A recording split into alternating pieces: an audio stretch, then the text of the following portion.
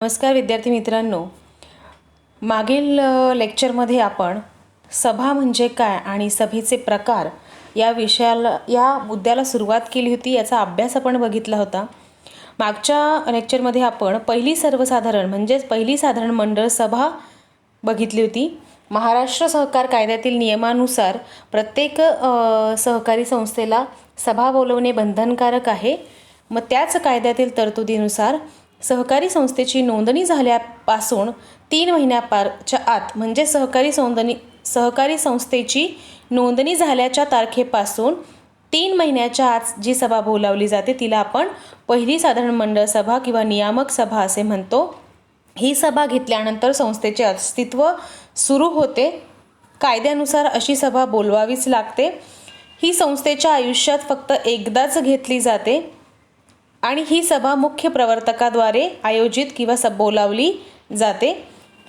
याच्याबद्दल आपण मागच्या व्हिडिओ क्लिपमध्ये किंवा मागच्या लेक्चरमध्ये अभ्यास केलेला होता. आता आपल्याला विद्यार्थी मित्रांनो दुसरी सभा जी आहे, दुसरा सभेचा जो प्रकार आहे अधिमंडळाची वार्षिक सभा किंवा सर्वसाधारण सभा, याचा आपल्याला अभ्यास करायचा आहे.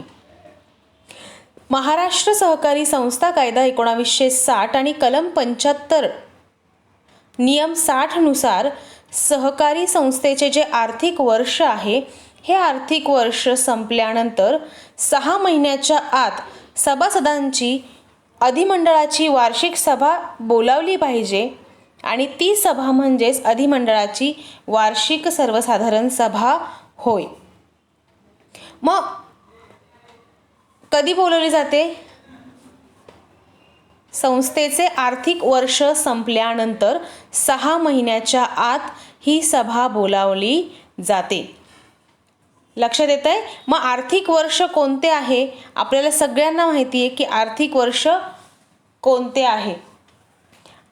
तर 1 एप्रिल ते 31 मार्च हे आपलं आर्थिक वर्ष आहे. यालाच आर्थिक सहकार वर्ष असे म्हटले जाते. आर्थिक सहकार वर्ष कोणते आहे? 1 एप्रिल ते 31 मार्च. मग कंपनी कायद्यातील महाराष्ट्र सहकारी संस्था कायदा 1960 कलम 75 आणि नियम 60 नुसार प्रत्येक सहकारी संस्थेतील उपविधीमध्ये कलम दिलेले असतात, वेगवेगळे साचे केलेले असतात, वेगवेगळे नियमांचे कलम असतात. त्या कलमांमध्येही काही नियम असतात. मग हे कलम 75 आणि नियम 60 नुसार अगदीच तुम्हाला जर नाही आठवलं, तुम्ही असं लिहिलं ना की महाराष्ट्र सहकारी संस्था कायदा 1960 तील कायद्यातील तरतुदीनुसार तरीही चालेल. आर्थिक वर्ष संस्थेचे आर्थिक वर्ष संपल्यानंतर 6 महिन्याच्या आत जी सभासदांची जी सभा बोलावली जाते किंवा बोलावणे आवश्यक आहे त्या सभेला अधिमंडळाची वार्षिक सर्वसाधारण सभा असे म्हटले जाते. लक्षात आलंय का? वार्षिक सर्वसाधारण सभा काय आहे की ही सभा दरवर्षी बोलावली जाते. लक्षात आलंय? ही सभा काय केली जाते? दरवर्षी बोलावली जाते. सहकारी संस्थेचे वर्ष हे आर्थिक वर्ष हे जे आहे हे कधी संपते?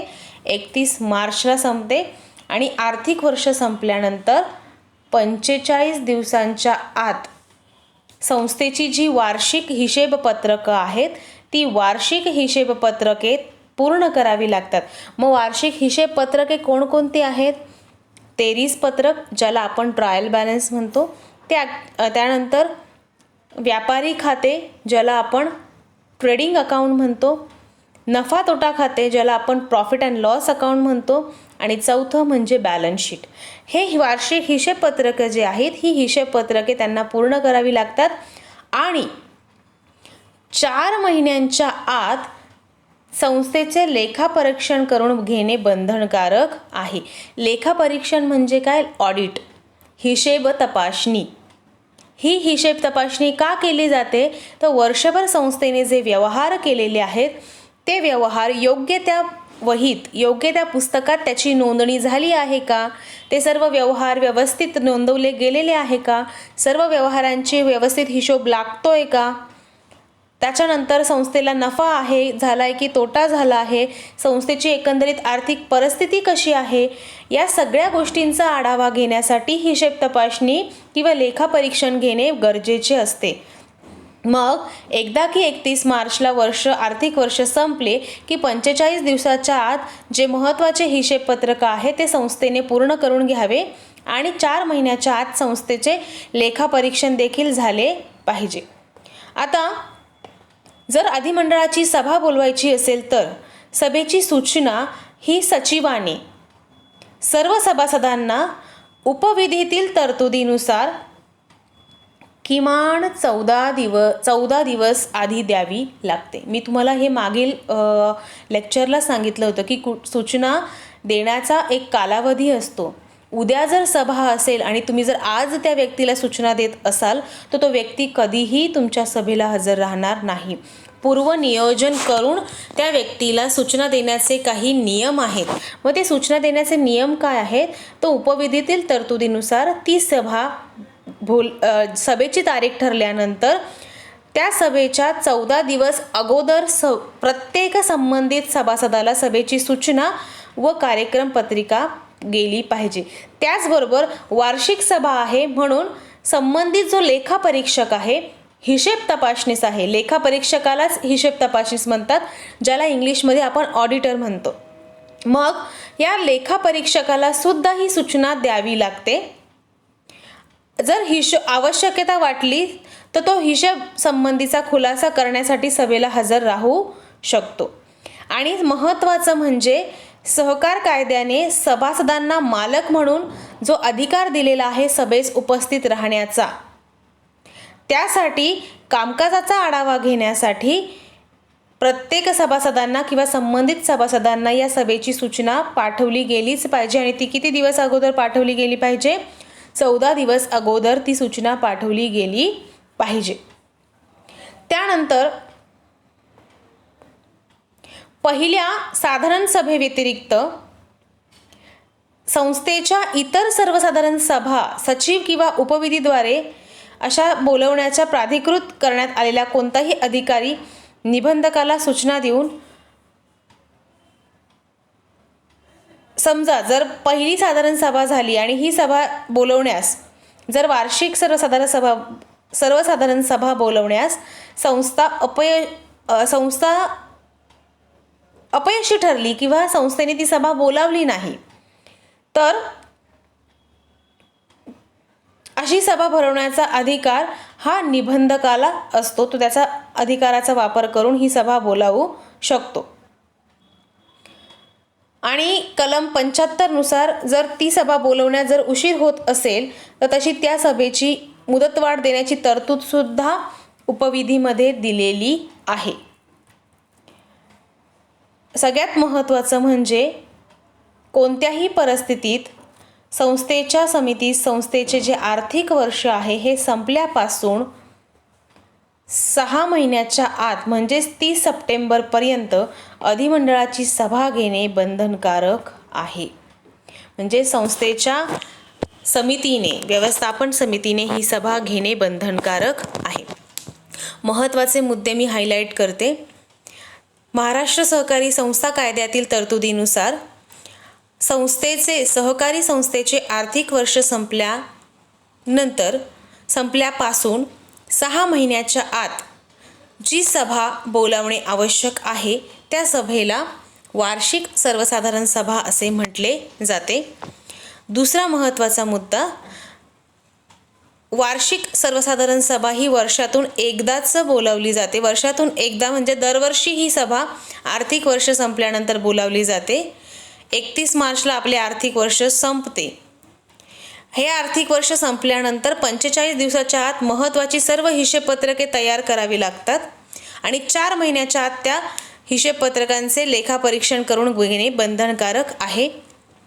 या सभेला उपस्थित राहण्याचे जे संबंधित व्यक्ती आहे, ज्यांना जो अधिकार आहे, सभासद किंवा हिशेब तपासनीस, यांना 14 दिवस अगोदर संस्थेच्या या सभेची वार्षिक सर्वसाधारण सभेची सूचना देणे महत्त्वाचे किंवा बंधनकारक आहे. हे महत्त्वाचे मुद्दे आता मी तुम्हाला सांगितले. आता आपण पुढे बघणार आहोत की अधिमंडळाची वार्षिक सर्वसाधारण सभेचे कामकाज कशा पद्धतीने चालते, म्हणजे या सभेमध्ये काय कामकाज होते. तर सगळ्यात महत्त्वाचं कामकाज होतं सभेच्या अध्यक्षाची निवड करणे. बघा, पहिल्या सर्वसाधारण सभेमध्ये सुद्धा आपण अध्यक्षाची निवड केली होती, पण ती तात्पुरत्या स्वरूपाची होती, हंगामी स्वरूपाची होती.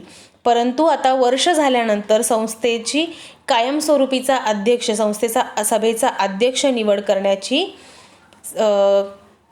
करण्याचे कामकाज वार्षिक साधारण मंडळ किंवा वार्षिक सर्वसाधारण मंडळाच्या सभेमध्ये केले जाते. दुसरा विषय कुठला घेतला जातो? मागील सभेचे इतिवृत्त किंवा सभावृत्तांत वाचून कायम करणे. मागील सभेमध्ये जे इतिवृत्त म्हणजे काय? सभेमध्ये जे विषय चर्चित झाले आहे, ज्या विषयांवर चर्चा झाली आहे, त्याचा थोडक्यात आढावा म्हणजे इतिवृत्त होय, जो चिटणीस लिहित असतो सभा संपल्यानंतर, ज्याला आपण इंग्लिशमध्ये मिनिट्स असे म्हणतो. मग मागील सभेमध्ये काय झाले, त्याच्यामध्ये काय निर्णय घेण्यात आले, कोणते ठराव संमत करण्यात आले, त्याचा संपूर्ण आढावा म्हणजेच इतिवृत्त वाचून कायम करण्याचे काम या सभेमध्ये केले जाते. तिसरा मुद्दा आहे बघा, रिक्त होणाऱ्या संचालकांच्या जागी नवीन संचालकांची निवड करणे. रिक्त होणाऱ्या म्हणजे काय? जे संचालक निवृत्त होत आहेत किंवा एखाद्या बघा, कारणं अनेक असू शकतात ज्या कारणांनी संचालकाची जागा रिकामी होऊ शकते. रिक्त म्हणजे काय? रिकामी जागा. मग काय कारण असू शकतं? एक तर तो संचालक निवृत्त झाला असेल, किंवा त्या संचालकाने स्वतः राजीनामा दिला असेल, किंवा त्या संचालकाला त्याच्या बेकायदेशीर वागणुकीमुळे संस्थेने काढून टाकलं असेल. मग अशा काही कारणामुळे जर संचालकांच्या जागा रिकाम्या झाल्या तर त्या संचालकाच्या जागी नवीन संचालकाची निवड ही वार्षिक सर्वसाधारण सभेमध्ये केली जाते. चौथा मुद्दा आहे बघा, मागील आर्थिक वर्षाचे जमा खर्च म्हणजेच डेबिट क्रेडिट, नफा तोटा खाते प्रॉफिट अँड लॉस अकाउंट व ताळेबंद पत्रक म्हणजेच बॅलन्स शीट व हिशोब तपासणीचा अहवाल इत्यादींना मंजुरी देणे.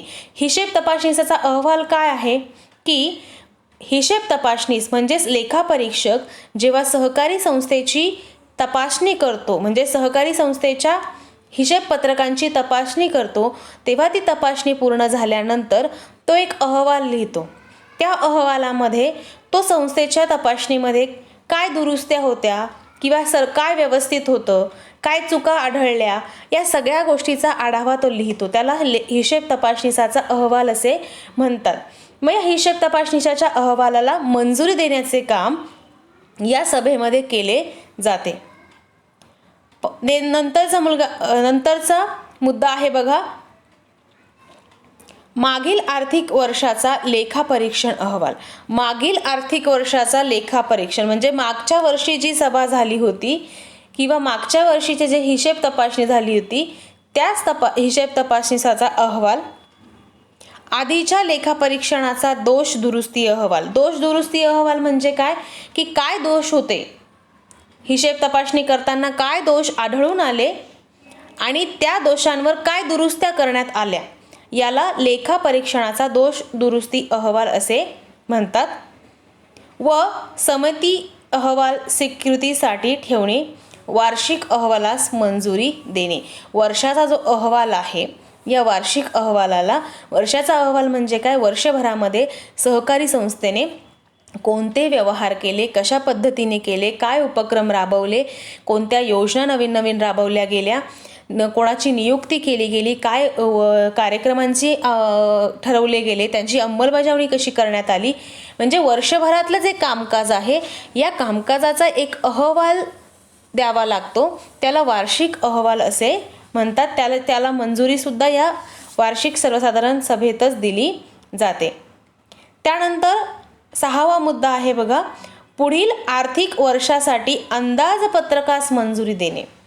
पुढील आर्थिक वर्षासाठी, पुढील येणारं जे आर्थिक वर्ष आहे त्या वर्षासाठी अंदाजपत्रक म्हणजे काय की एकंदरीत संस्थेचे पूर्ण वर्षभरात किती खर्च होणार आहे, संस्था किती गुंतवणूक करणार आहे, संस्थेला किती कच्चा माल खरेदी करायचा आहे, किती पगार द्यावे लागणार आहेत, कशा पद्धतीचा खर्च होणार आहे, संस्था कोणते उपक्रम राबवणार आहे, त्या उपक्रमांना किती पैसे खर्च होणार आहे, आलं लक्षात.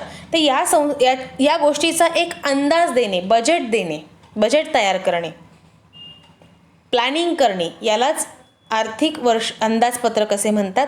मग या अंदाजपत्रकाला मंजुरी वार्षिक सर्वसाधारण सभेमध्ये दिली जाते. त्या पुढचा मुद्दा आहे बघा, लाभांशाचा दर ठरविणे व जाहीर करणे. लाभांश हा सभासदांना त्यांनी गुंतवलेल्या भांडवलाचा मोबदला म्हणून दिला जातो. सभासद जे भांडवल संस्थेमध्ये गुंतवतात, म्हणजेच संस्थेचे जे भाग खरेदी करून संस्थेमध्ये जे भांडवल गुंतवतात त्याच्या बदल्यात सभासदांना लाभांश दिला जातो. मग या लाभांशाचा दर हा वार्षिक सर्वसाधारण सभेमध्येच ठरवला जातो आणि तिथेच जाहीर केला जातो. साधारणपणे हा दर 15% पर्यंत असतो. त्यापेक्षा जास्त दराने सभासदांना लाभांश देता येत नाही. 8वा मुद्दा आहे बघा, संस्थेच्या अंतर्गत हिशेब तपासणीची व्यवस्था करणे. संस्थेची जी वैधानिक म्हणजेच कायदेशीर हिशेब तपासणी आहे ही व्यवस्थित व्हावी यासाठी संस्था 3 महिन्यांनी, 6 महिन्यांनी, 9 महिन्यांनी, 12 म्हणजेच वर्षातून टप्प्याटप्प्याने, असं काही नाही की लगेचच 3 महिन्यांनी, प्रत्येक संस्था वेगवेगळ्या असतात, संस्था ठरवून घेतात. तर अशी अंतर्गत हिशेब तपासणी की जेणेकरून व्यवहारात कुठलेही प्रकारचे गैरव्यवहार होऊ नयेत, कुठलाही घोटाळा होऊ नये, त्यासाठी अंतर्गत हिशेब तपासणी करणे गरजेचे असते. आणि मग त्याची व्यवस्था कशी करायची हे सर्व या वार्षिक सर्वसाधारण सभेमध्ये ठरविले जाते. त्यानंतर पुढचा मुद्दा आहे बघा, 9वा मुद्दा, थक बाकीदार सभासदांवर कायदेशीर कारवाई करणे. तर थक बाकीदार सभासद म्हणजे कोणते सभासद की ज्या सभासदांनी संस्थेकडून काही रक्कम कर्ज म्हणून घेतलेली आहे पण अद्यापही ती रकमेची परतफेड केलेली नाही, म्हणजेच त्यांच्याकडे थक बाकी जमा आहे. मग अशा सभासदांवर कारवाई करण्याचे म्हणजेच कारवाई कशा पद्धतीने करायची हे ठरवण्याचे कामकाज वार्षिक सर्वसाधारण सभेमध्ये केले जाते. 10वा मुद्दा आहे बघा, सभासदांना द्यायच्या कर्जाची मर्यादा ठरविणे. सभासदांना कोणत्या मर्यादेपर्यंत कर्ज द्यायचे, म्हणजेच लिमिट किती असलं पाहिजे सभासदांना कर्ज देण्याचे, हे मर्यादा या सभेमध्ये ठरविली जाते. त्यानंतर 11वा मुद्दा आहे बघा, संस्थेच्या शिल्लक रकमेच्या विनियोगासाठीच्या योजनेवर चर्चा करणे. आता संस्थेचे खर्च निघाले, संस्थेची गुंतवणूकही झाली, तरीही संस्थेचा राखीव निधी बाजूला पडला, तरीही नफ्यातला काही हिस्सा, काही रक्कम शिल्लक राहत आहे.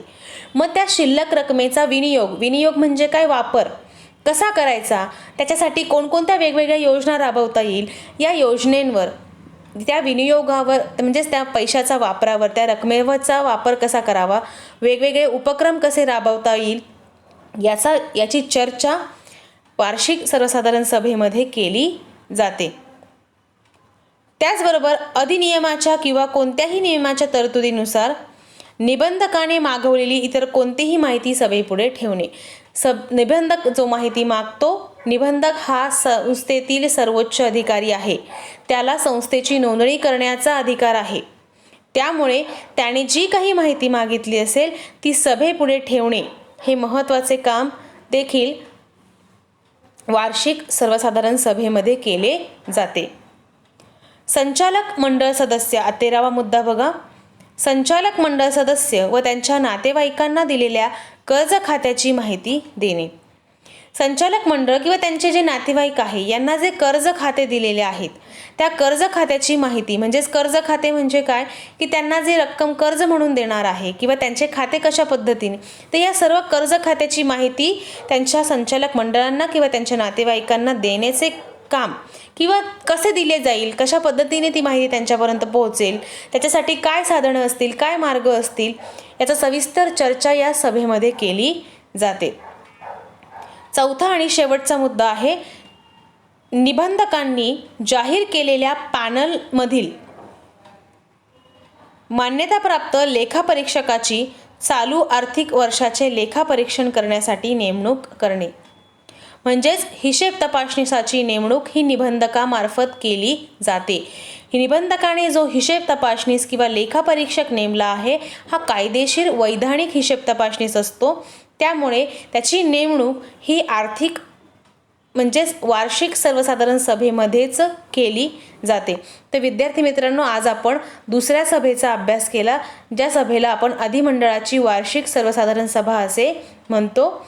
त्यामध्ये आपण जवळजवळ 14 मुद्दे बघितले. या मुद्द्यांवर या सभेमध्ये काय केले जाते, चर्चा केली जाते. जसे सभेचा अध्यक्ष निवडणे, मागील सभेचे इतिवृत्त वाचून दाखवणे, मागील आर्थिक वर्षाचे जे जमा खर्च आहे, हिशेबपत्रकं आहेत, त्याचा अहवाल सादर करणे, त्यानंतर पुढील आर्थिक वर्ष जे आहे त्याच्या आर्थिक वर्षाच्या अंदाजपत्रकास मंजुरी देणे, लाभांशाचा दर ठरवणे, तो जाहीर करणे, त्यानंतर अंतर्गत हिशेब तपासणीची व्यवस्था करणे, जे थकबाकीदार सभासद आहे त्यांच्यावर कायदेशीर कारवाई करणे, सभासदांना कर्जाची रक्कम द्यायची किती मर्यादा असावीत हे ठरविणे, शिल्लक रक्कम जर राहत असेल सगळे खर्च पूर्ण करून तर त्या रकमेचा विनियोग वेगवेगळ्या उपक्रमांसाठी कशा पद्धतीने केला जाईल यावर देखील चर्चा या सभेमध्ये केली जाते.